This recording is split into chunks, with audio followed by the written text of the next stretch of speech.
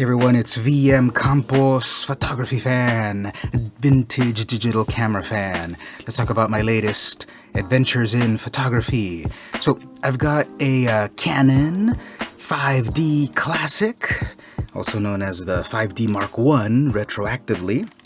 And it's a full frame camera from 2005. And this is kind of a really cool camera because it really feels it's the transition between film and digital. It doesn't have auto ISO, it doesn't have live view, it doesn't have video recording. It's more like classic photography. And that's how I used it today because I didn't even review my images. I took the shot and moved on. I didn't go in and review the image and retake it in case I didn't like it. I trusted the camera sensor, the color science, and my own eyes and the lens. Well, what lens did I use with this camera? This one.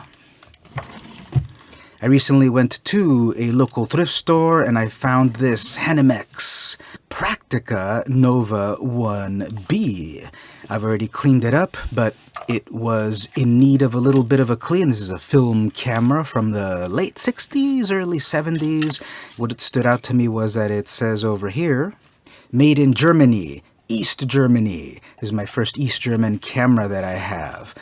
So this is over 50 years old. But what was more important was that it came with a lens. This Meyer Optik Gorlitz Oreston with apertures that work. We have f1.8 to f16 and a pretty good close-up of 1 foot or 33 centimeters, so not quite macro, but you can get some good close-ups, and you've got a fast 50, f1.8, f2.0 up to f16. All right, that's cool. What's even better is that this is an M42 screw mount. So you can remove it from the SLR body, and then you've got an M42 screw mount. Well, this is the lens that I used with my Canon 5D. How? Via a simple adapter. So I've got this Photodiox M42 to EOS. Got the version 2. If you get one of these, get the version 2 because it's got this little lip inside that makes the mechanism work. This little pin has to be depressed in order for the aperture blades to actually work. And if you get the version 1, it doesn't have that, and then you won't get the full range of apertures from your lens. So that's just a simple screw-in connection here. And then that attaches to the Canon mount, the EF mount, the EFS mount. Very easily. And I've got this vintage 50-year-old lens for film on this vintage digital camera with the legendary power of the Canon 5D. So in the rest of the video, I'm going to show you some photos that I took. I went out for a jog this morning at 6 in the morning, and it was actually kind of a gloomy day in sunny San Diego.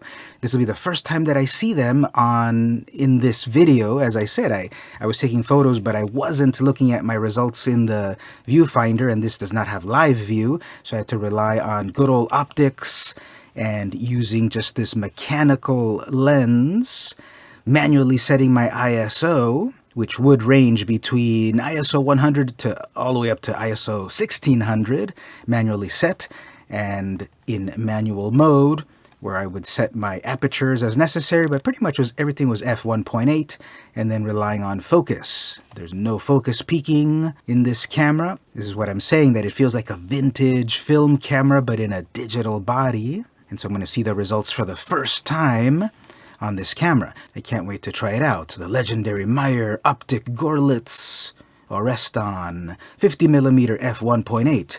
Let's go switch over to my computer and check out my photos.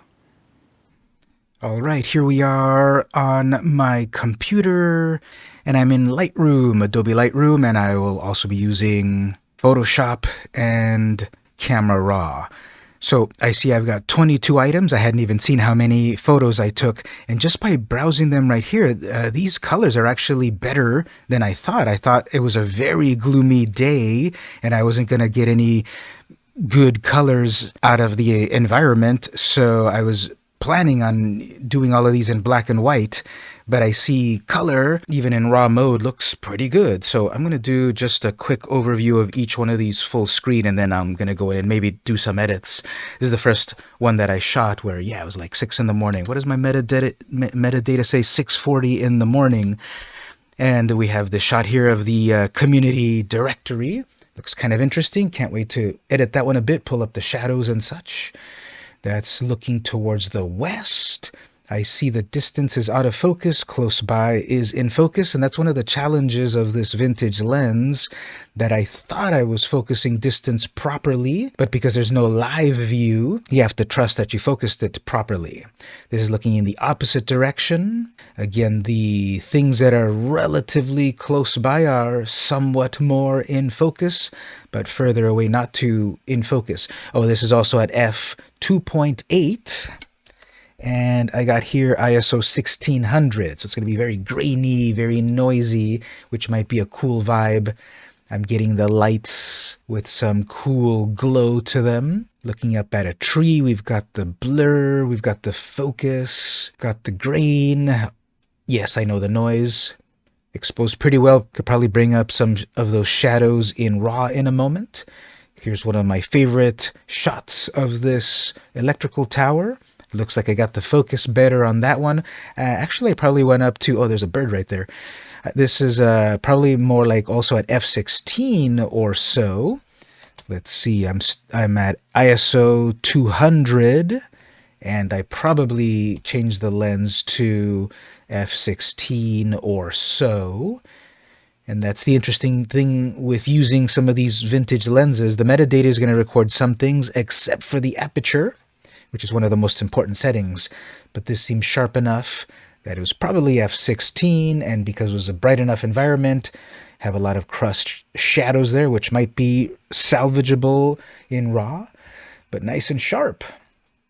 Nice and sharp for 50-year-old lens. Here's the opposite. I went in close, not quite the 33 centimeters, but I went in close. There's the perfect focus zone right there, and even falling off just a few inches away, we're out of focus.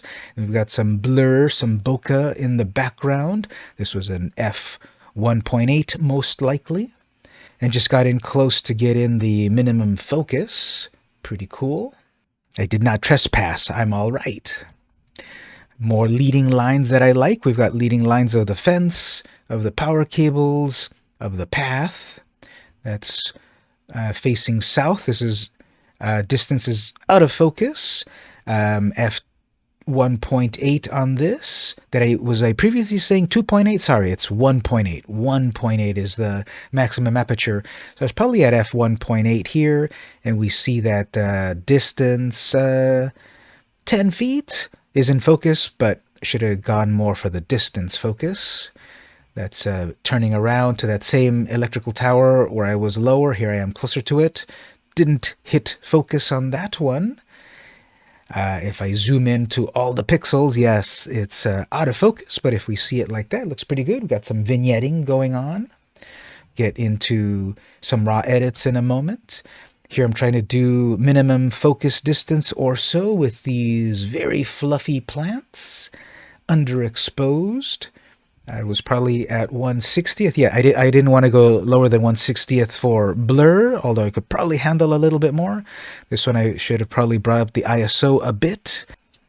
Here we have, I was trying to get the lines of this other electrical tower with a wooden electrical tower. Underexposed, but it could probably stand to get edited a bit.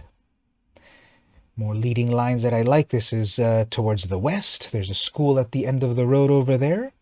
And so, yeah, I like this composition. Close up on the fence, little blur, and then sharper in the distance.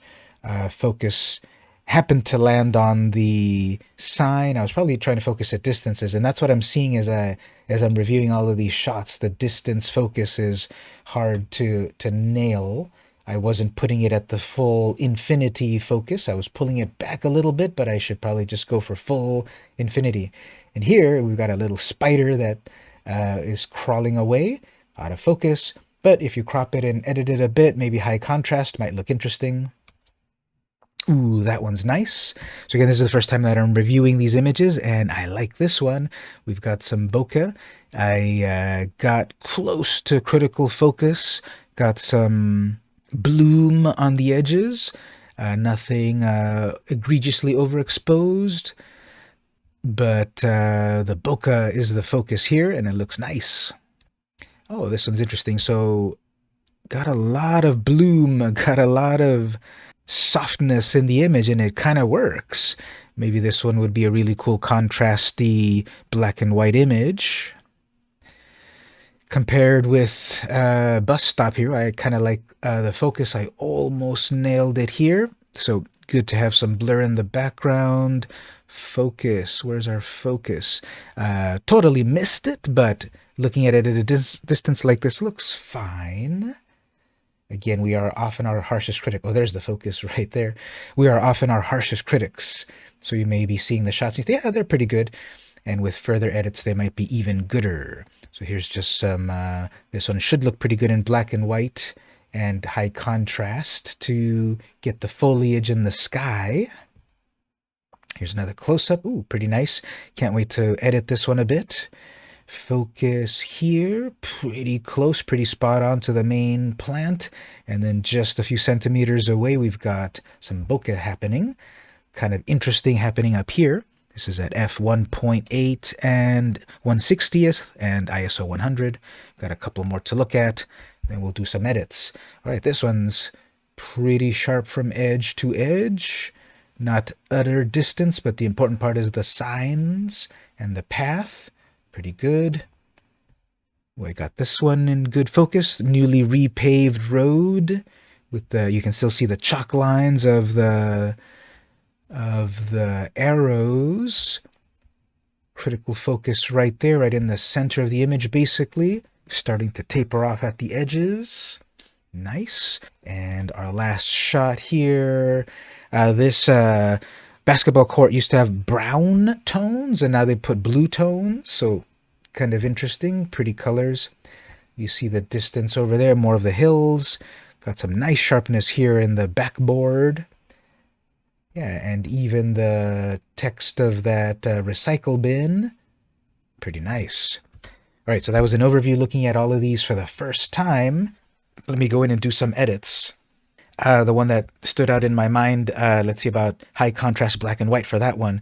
So I'll open this up in Camera Raw. I don't make the edit here. I make it in Photoshop itself. Opening it up there. And then edit. I always do the keyboard shortcut, so I forget where they have it within the actual app.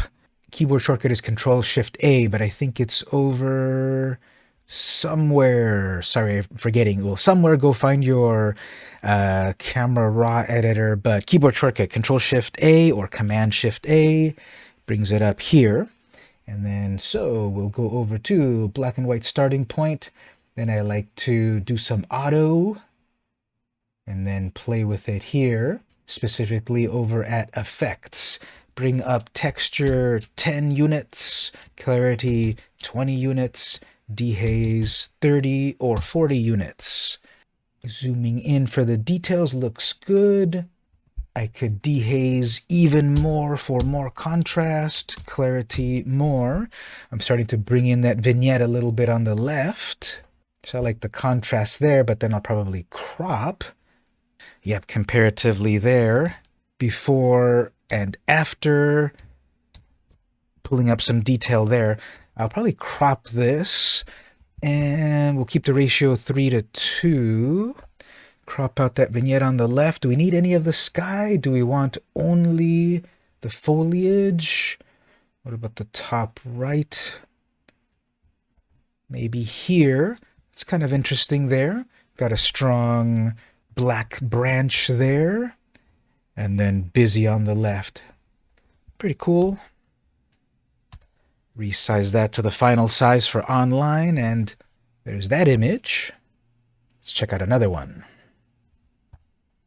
How about that very first one? Like I said, it was interesting as is there, like very kind of a gloomy, very early morning, underexposed, the creeping darkness. Let's see what we do here. I'm going to make a duplicate layer, Control J, Command J, Control Shift A to go over to raw. I always like to start with an auto. I like to use the Photoshop starting auto, and definitely it's going to give it a different character there with auto. If I keep it without auto, okay, let's do auto, but then play with the texture. And I often do this 10, 20, 30 as a starting point, or 10, 20, 40 or so. So that's interesting. It's definitely a different character. We're getting the HDR look of it instead of high contrast like this. The blue tones look really good. Do I want less exposure? Yeah, let's bring the exposure down somewhere around there. Contrasty a bit more. That's kind of in the original style, but colors are brought up a bit.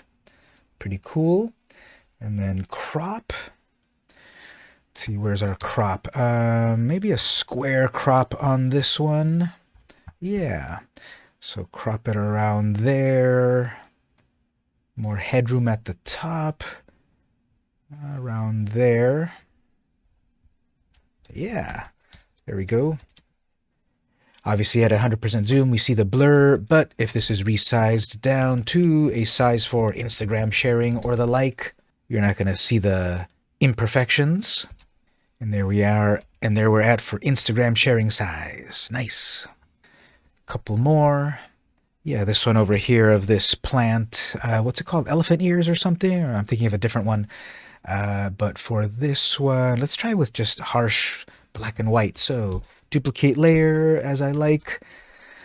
Over to raw, convert to black and white. Looks nice and dreamy, creamy, but what about auto on that?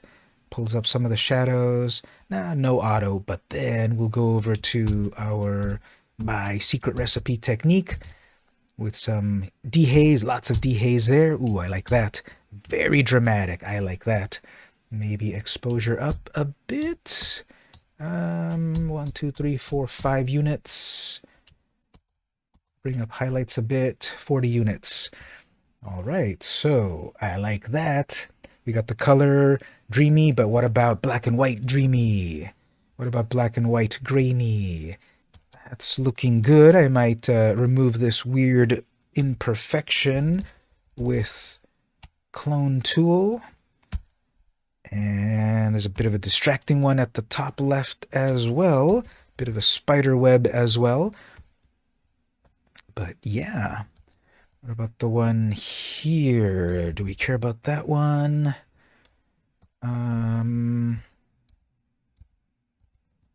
Yeah, take that out. Okay, yeah, so that's good there. Resize that for online sharing. I like 2 megapixels, 1800 by 1200. That should look nice on all of the platforms. Ooh, yeah, nice. Maybe one final thing on the corner there. Pretty cool. Last one. This close-up of this other flower. Definitely way too dark. As the histogram shows, we're way too dark. So hit it with some auto. That pulls it up a little better. Even more. Those greens are becoming pretty strong, so maybe desaturate a bit. Vibrance and saturation a bit less. Bring up the contrast that I like. Like that. Very strong saturation. So those are going into the negatives. Is that too far? Crop it. 3 by 2. I'm just keeping the original sensor size crop right there. And we will get in a little closer here and move it up so that that flower is starting to touch the top rule of thirds. There's our crop. Here's our resize. 2 megapixels is enough for anyone. There it is. Nice. So 22 shots on a vintage lens on a vintage digital camera. And there you go, that was my adventure with the Canon EOS 5D Classic and the classic Meyer Optik Gorlitz Oreston lens, 50mm f1.8 fast 50. nifty 50 classic lens from 50 years ago. There were a variety of shots that I really liked, and I was very happy with those black and white images. Now, what about you? Which was your favorite image? What did you think about this combo of this lens with this camera? What did you think about my edits? Hopefully my thought process and edits of my photos inspire you to do something similar with your own photos, whether you have this lens or camera or not. So if you like this video, you know what to do. Like, share, subscribe, ring the bell, do all that good stuff. And I would highly recommend to help the channel out by going over to the Patreon, patreon.com/vmcampos, and pledging a few dollars every month. That's how you really show the creators that you like their stuff. Consider doing that if you can. I would really appreciate it. Well, this has been VM Campos, and I'll see you in the next video.